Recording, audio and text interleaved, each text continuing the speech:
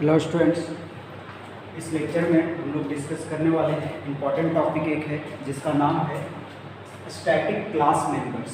ठीक है, ये क्या लिखा हुआ है इसको आप पहले ध्यान नहीं देंगे, पहले आप समझिएगा। ये इसलिए मैंने लिखा है क्योंकि इसमें समझाना ज़्यादा होगा तो लिखने में भी टाइम लगेगा और लिमिटेड एक टाइम, कम समय में अगर आप अच्छे से समझ जाते हो तो वो बेटर है।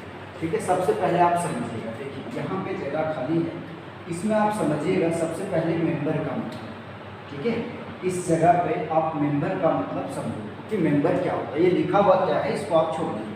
जैसे आपने एक क्लास बनाया ABC नाम का, इसमें हम लोगों ने लिखा इंट A, ठीक है, और पब्लिक, ठीक है, और लिखा क्या वॉइड डिस्प्ले। हम लोगों ने दो लिया। ठीक है, आपको मैंने बताया कि क्लास का जो वेरिएबल होता है, इससे पहले मैं डिफाइन कर चुका हूँ कि क्लास के अंदर ये जो है ये एक वेरिएबल है, समझ में आ रहा है। और क्लास के वेरिएबल जो है उसको हम लोग बोलते हैं डेटा मेंबर। क्लास के वेरिएबल को हम लोग क्या बोलते हैं? Data member. और ये फंक्शन है, देखो स्मॉल ब्रैकेट लगा हुआ है तो ये एक फंक्शन है। और क्लास के फंक्शन को हम लोग क्या बोलते हैं? क्या बोलते हैं? Member function. क्या बोलते हैं? Member function. आ रहा है समझ में? अब आप समझो, ये जो क्लास के अंदर में जो होते हैं वो दो मेंबर्स होते हैं। एक आपका होगा डेटा मेंबर जिसको आप वेरिएबल बोलोगे, और एक होगा आपका मेंबर फंक्शन जिसको आप फंक्शन बोलते हैं। ठीक है, सिंपल। फर्स्ट लाइन में वही लिखा हुआ है कि the members means data members और मेंबर फंक्शंस, मतलब वेरिएबल और फंक्शन। ठीक है, क्लास का जो होगा वेरिएबल और फंक्शन को क्वालिफाई किया जाएगा किसके द्वारा? स्टैटिक के द्वारा। किसके द्वारा? स्टैटिक के द्वारा। स्टैटिक क्या है? स्टैटिक एक कीवर्ड है, ठीक है, जो वेरिएबल को क्वालिफाई करने के लिए यूज किया जाता है, फंक्शन को क्वालिफाई करने के लिए यूज किया जाता है। कैसे यूज करते हैं ये समझिएगा। देखिए, ये अगर इसके पहले आप स्टैटिक लगा दिए, यहाँ पे समझिएगा, स्टैटिक लगा दिए, ये बन गया स्टैटिक डाटा मेंबर। स्टैटिक लगा तो स्टैटिक डाटा मेंबर, स्टैटिक नहीं होता तो स्टैटिक ये सिर्फ डेटा मेंबर रहता। और इस फंक्शन के पहले अगर आप स्टैटिक कीवर्ड लगा दिए तो ये बन गया स्टैटिक मेंबर फंक्शन। आ रहा है समझ में? तो क्लास के अंदर में अगर क्वालिफाई किया हुआ स्टैटिक कीवर्ड के द्वारा स्टैटिक डाटा मेंबर और स्टैटिक मेंबर फंक्शन क्वालिफाई किया हुआ स्टैटिक कीवर्ड के द्वारा, तो वो कहलाएगा स्टैटिक डाटा मेंबर और स्टैटिक मेंबर फंक्शन। नॉर्मल रहेगा, स्टैटिक नहीं लगा हुआ रहेगा तो वो कहलाएगा डाटा मेंबर, और स्टैटिक लगा दिए तो वो कहलाएगा स्टैटिक डाटा मेंबर। और इसमें स्टैटिक नहीं लगा हुआ तो ये मेंबर फंक्शन था। जब स्टैटिक लगा दिए तो ये बना स्टैटिक मेंबर फंक्शन। अब क्वेश्चन अराइज होता है, आप भी क्वेश्चन कर सकते हो, सर ये हम लोग यूज क्यों कर रहे हैं, इसका काम क्या है? तो हम लोग दोनों को अलग अलग पढ़ेंगे। स्टैटिक डाटा मेंबर अलग पढ़ेंगे, स्टैटिक मेंबर फंक्शन अलग पढ़ेंगे कि क्यों हम लोग इसको बनाएं। ठीक है, तो इस लेक्चर में सिर्फ हम लोग डिस्कस करने वाले हैं स्टैटिक डाटा मेंबर के बारे में, मीन्स स्टैटिक वेरिएबल के बारे में। तो सबसे पहले ऊपर वाला लाइन एक बार आप रीड कर लोगे, आपको समझ में आ गया होगा। सिंपल इंग्लिश लिखा हुआ है, कुछ भी टफ नहीं है। लिखा हुआ ये है द मेंबर्स, तो मेंबर्स में क्या दो आ गया? Data members and member functions of a class. बोल ये रहा है क्लास के मेंबर फंक्शंस क्वालिफाई किया जाता है किसके जैसा? स्टैटिक के जैसा। तब there may be static data members और static member function in a class। तब वो क्या होगा? स्टैटिक डाटा मेंबर होगा और स्टैटिक मेंबर फंक्शन होगा किसके अंदर? क्लास के अंदर। अब ये ज़्यादा इम्पॉर्टेंट नहीं है, आपका जो सबसे ज़्यादा इम्पॉर्टेंट है वो है स्टैटिक डाटा मेंबर। इसको आप समझिएगा। आपने 11th क्लास में पढ़ा होगा ग्लोबल वेरिएबल के बारे में। अगर नहीं पढ़ा तो कोई बात नहीं, हम लोग इसके बारे में डिस्कस कर लेंगे कि ये ग्लोबल वेरिएबल होता क्या है। सबसे पहले आप समझिएगा कि ग्लोबल वेरिएबल क्या होता है। ठीक है, जैसे देखिए एक फंक्शन है, एक पार्टी है, तो मान लो कि 2-3 जगह पे पार्टी ऑर्गेनाइज हुआ है। मान लो किसी का शादी हो रहा है तो 2 जगह पे शादी हो रहा है, तो देखते हैं भिखारी लोग जो होता है वो, या फिर कोई गरीब आदमी होता है, तो वो कोई भी पार्टी में जा करके खाना खा लेता है। समझ में आया? जो पार्टी में इन्वॉल्व नहीं होता है, तो वो जो भिखारी है ना, वो एक ग्लोबल डेटा है, वो किसी भी फंक्शन में डिफाइंड नहीं है। और जो डेटा किसी भी फंक्शन के अंदर डिफाइन नहीं होता है उसको हम लोग ग्लोबल डेटा कहते हैं। और वो डेटा कोई भी फंक्शन के द्वारा एक्सेस किया जा सकता है, उसका यूज कोई भी कर सकता है। मान लो एक भिखारी है तो वो कोई भी पार्टी में चला गया, इन्वॉल्व हो गया, तो बताओ वो फंक्शन वाला उसका यूज कर रहा है कि नहीं कर रहा है? कोई भी यूज कर सकता है। जैसे आप प्रोग्रामिंग भाषा से समझो, जैसे हम लोगों ने एक वेरिएबल बनाया int a, समझ में आया, और फिर एक फंक्शन बनाया void fun1, एक फंक्शन बनाया, इसके अंदर कुछ भी लिखे, फिर एक और फंक्शन बनाए void fun2 समझने के लिए, इसके अंदर लिखे। अब देखो यहाँ पे दो फंक्शन है, ये जो वेरिएबल है वो फंक्शन के बाहर है कि अंदर है? तो बाहर है, देखो बाहर है ना, ये दोनों के बाहर है, तो ये आपका कहलाएगा ग्लोबल वेरिएबल। क्या कहलाएगा? Global variable. एक टर्म से है, इसको समझाने से पहले आपको ग्लोबल वेरिएबल समझना होगा, उसके बाद आपको स्टैटिक डेटा मेंबर समझ में आएगा, इसीलिए समझा रहे हैं। तो आप ध्यान से समझोगे। देखो ये एक स्टैटिक, ये फंक्शन के अगर बाहर है तो ये ग्लोबल वेरिएबल है। अब ये जो ए ग्लोबल वेरिएबल है ये इसमें भी यूज किया जा सकता है, फंक्शन 1 में भी किया जा सकता है और फंक्शन 2 में भी यूज किया जा सकता है। मतलब ये ग्लोबली सेरेबल होता है सारे फंक्शन के लिए, इसका कोई ठिकाना नहीं है, ये किसी भी फंक्शन में जाकर के अपना काम कर सकता है और इसको कोई भी फंक्शन यूज कर सकता है। समझ में आया? तो ग्लोबल वेरिएबल से क्या समझे कि जब एक वेरिएबल डिक्लेयर किया जाएगा सभी फंक्शन के बाहर, देखो सारे फंक्शन के बाहर, तो वो कौन सा वेरिएबल कहलाएगा? Global variable. और वो वेरिएबल सेरेबल होगा फंक्शन, सारे फंक्शंस के लिए, जो भी फंक्शन होगा सब फंक्शन के लिए यूजफुल होगा, सारे फंक्शन उसका यूज कर सकते हैं। ध्यान से सुनिएगा, अगर ग्लोबल वेरिएबल आता है लिखने के लिए, ये 11th क्लास में आपने पढ़ा है, तो मैंने सिर्फ डिस्कस करते रहे और आगे लिखवा भी देंगे, ठीक है। देखो हम लोग ये इसमें देखे कि जब एक वेरिएबल डिक्लेयर किया जाता है सारे फंक्शन के बाहर, तब वो ग्लोबल वेरिएबल कहलाता है।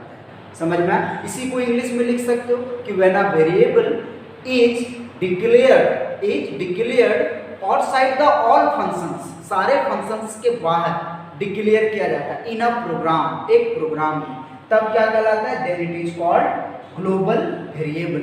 समझ में आ रहा है? और ग्लोबल वेरिएबल जो होगा वो सेरेबल होगा सारे फंक्शंस के लिए। Global variable is cerebral for all the functions, सारे फंक्शंस के लिए क्या होगा? सेरेबल होगा। ये हुआ ग्लोबल वेरिएबल।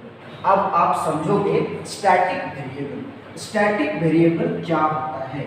ठीक है, स्टैटिक वेरिएबल क्या होता है? पहला पॉइंट, स्टैटिक वेरिएबल जो है वो एक क्लास का डाटा मेंबर होता है। क्लास का डाटा मेंबर मतलब इस तरह से, जैसे आपने एक क्लास बनाया ABC नाम का और यहाँ पर आपने लिखा int A, तो ये क्या हुआ? डाटा मेंबर हुआ। क्या हुआ? Data member. अभी स्टैटिक नहीं यूज की, ये क्लास हमने क्लोज किया, ये हुआ डाटा मेंबर। अगर इसके पहले आप स्टैटिक लगा देते हैं तो ये क्या बन जाएगा? Static data member. तो हम लोग सिंपल देखें कि अगर बोले कि ये जो स्टैटिक डाटा मेंबर है ये पूरा, ये किसका मेंबर है? तो क्लास का मेंबर है, ABC का मेंबर है। तो हम लोग सिंपल लिख सकते हैं कि स्टैटिक डाटा मेंबर जो है वो क्लास का एक मेंबर होता है, एक मेंबर होता है जो किसके जैसा होता है? ग्लोबल वेरिएबल के जैसा। किसके जैसा? ग्लोबल वेरिएबल के जैसा। सिंपल लिखा हुआ है कि static data member of a class is just like a global variable. Class का स्टैटिक डाटा मेंबर जो है वो ग्लोबल वेरिएबल के जैसा होता है। क्यों ऐसा बोल रहे हैं? ये क्यों ग्लोबल वेरिएबल के जैसा होता है? इसलिए होता है क्योंकि आपने अभी सुना, समझा कि ग्लोबल वेरिएबल का जो डाटा है, जो आपका ग्लोबल वेरिएबल होगा वो सेरेबल होगा सारे फंक्शंस के लिए। जितना फंक्शन होगा सबके लिए यूजफुल होगा। सेम वे में उसी तरह से स्टैटिक वेरिएबल भी क्लास के सारे फंक्शन के लिए ग्लोबली अवेलेबल होगा। मतलब उसको क्लास के कोई भी फंक्शन उसका यूज कर सकता है या ऑब्जेक्ट यूज कर सकता है। समझ में आया? क्लास के जितना ऑब्जेक्ट आप बनाओगे सारे ऑब्जेक्ट उस स्टैटिक डाटा का यूज कर सकता है। जैसे कैसे होगा? अब ये आप रियल लाइफ से जोड़ते हैं इसको। जैसे हम एक टीचर हैं तो हम हुए स्टैटिक डाटा, ठीक है, आप स्टूडेंट हो तो आप हुए ऑब्जेक्ट, तो आप लोग बहुत सारे स्टूडेंट हो। हमने जो बता रहा है, जो समझा रहे हैं, वो ग्लोबली सबके पास जा रहा है कि नहीं, मतलब सेम डेटा सारे ऑब्जेक्ट के पास शेयर हो रहा है और उसको सारे ऑब्जेक्ट पढ़ भी रहे। ऑब्जेक्ट मीन्स आप लोग, समझ में आ रहा है, आप लोग ऑब्जेक्ट हो तो सारे ऑब्जेक्ट के पास वो डेटा जा रहा है। तो सेम वे में ऐसा ही स्टैटिक वेरिएबल काम करता है कि एक स्टैटिक वेरिएबल आप अगर बना देते हैं तो वो स्टैटिक वेरिएबल का डेटा सारे ऑब्जेक्ट में अवेलेबल होगा। जितना ऑब्जेक्ट आप बनाओ, 1000 में ऑब्जेक्ट बनाओ तो सब में वही वैल्यू जाएगा। तो वही लिखा हुआ है कि देखो, ये लिखा हुआ है दैट इज, कहने का मतलब क्या हुआ कि this data member is globally available for all the objects of that class, मतलब उस क्लास के सारे ऑब्जेक्ट के लिए वो डेटा ग्लोबली अवेलेबल है। समझ में आ? अब आपके एग्जाम में डिफरेंस आता है कि स्टैटिक डेटा मेंबर डिफरेंट होता है किससे, अदर या ऑर्डिनरी, दोनों का मतलब सेम होता है। अदर डेटा मेंबर से क्या होता है, डिफरेंट होता है, अलग होता है। ऐसा क्यों होता है? तो देखो, अदर में बहुत सारा डेटा मेंबर आता है, तो जब बोलेगा ना कि what is the difference between, ये क्वेश्चन आता है इस टाइप से कि what is the difference between static data member and ordinary data member, तो ऑर्डिनरी में आपका लोकल वेरिएबल आ जाएगा, ग्लोबल वेरिएबल आ जाएगा, बहुत सारा वेरिएबल आ जाएगा। तो जिसमें बहुत सारा वेरिएबल आता है उस केस में सिर्फ हम लोग एक ही पार्ट का डिफरेंस लिखते हैं जो आपका है स्टैटिक डाटा मेंबर, क्योंकि अदर में बहुत सारा, सबका अलग अलग रूप है, तो वो सबका डिफरेंस हम लोग नहीं लिख सकते। तो जो एक है पार्टिकुलर है उसके बारे में हम लोग लिखेंगे।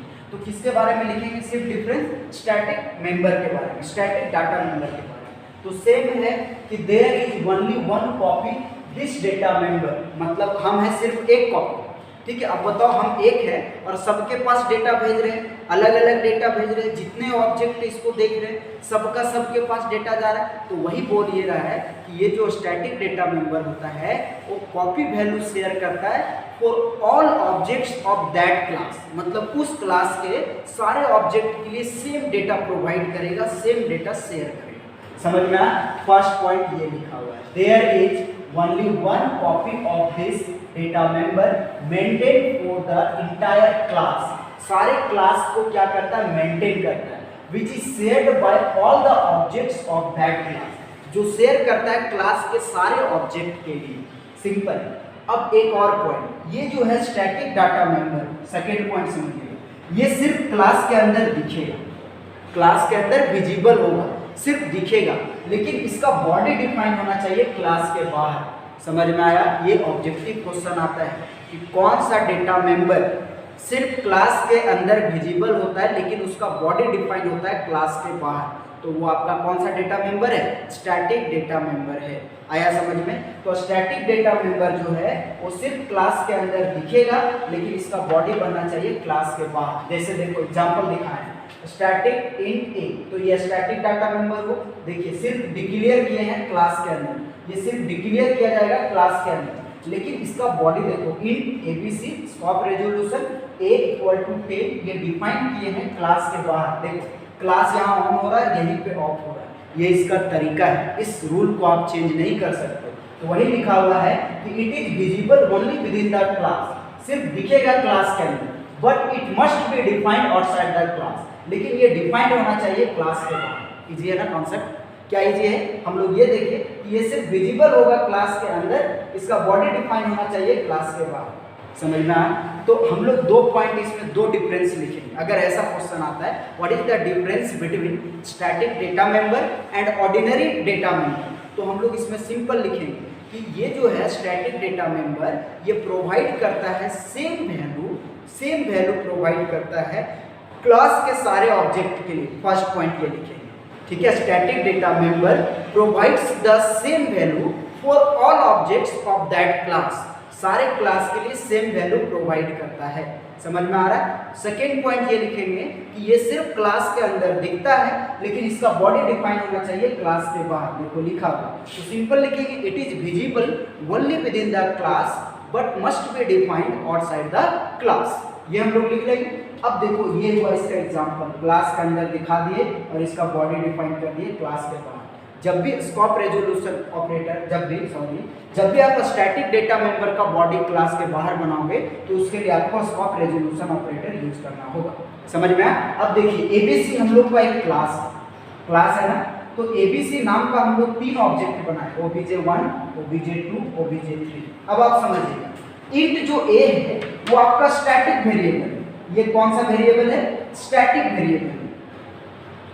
स्टैटिक डेटा मेंबर को ही हम लोग स्टैटिक वेरिएबल कहते हैं, ये ध्यान में रखिए, ठीक है। ये स्टैटिक वेरिएबल है, समझ में आ रहा है? अब बताओ इसका वैल्यू कितना रखें? 10, तो ये 10 स्टोर कर ले। अब आपको क्या बोलूं कि ये अगर एबीसी अंदर है, एबीसी क्लास के अंदर है ये स्टैटिक वेरिएबल, तो हम लोग एबीसी का जितना ऑब्जेक्ट बनाएंगे सब में सेम वैल्यू जाएगा। जैसे देखो ये ओबीजे बनाए, obj1, obj2, obj3, तो ये 10 obj1 में भी जाएगा, obj2 में भी जाएगा, obj3 में भी जाएगा। यही ना आपको समझाए कि ये क्लास के सारे ऑब्जेक्ट के लिए सेम डेटा प्रोवाइड करता है।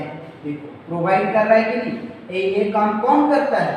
Static variable. समझ में आया? अगर स्टैटिक वेरिएबल आता है लिखने के लिए तो हम लोग इसमें ये लिखेंगे कि स्टैटिक वेरिएबल, क्लास के स्टैटिक वेरिएबल किसके जैसा होता है? ग्लोबल वेरिएबल के जैसा होता है। Static variable of the class is just like a global variable. किसके जैसा होता है? ग्लोबल वेरिएबल के जैसा होता है। दैट इज, कहने का मतलब क्या हुआ कि static data member is globally available for all the objects of that class.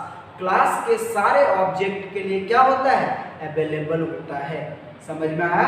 और अगर डिफरेंस पूछता है कि दोनों में डिफरेंस क्या है, ऑर्डिनरी और स्टैटिक डेटा मेंबर में, तो हम लोग सिर्फ स्टैटिक डेटा मेंबर का पॉइंट लिखेंगे आंसर में और उसका ऑर्डिनरी का पॉइंट नहीं लिखेंगे। ऐसा क्यों?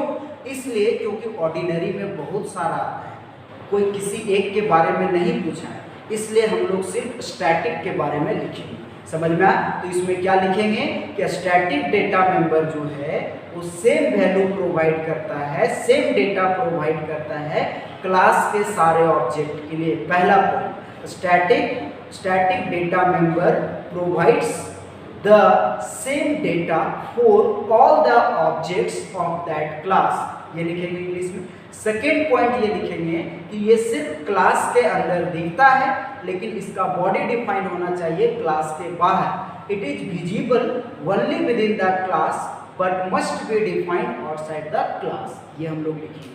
आया समझ में? ये है कॉन्सेप्ट। जितना भी पॉइंट है आप पढ़ोगे सबसे आसान लगेगा, जो समझाए वही लिखा हुआ। क्लियर है कॉन्सेप्ट? ठीक है, थैंक यू।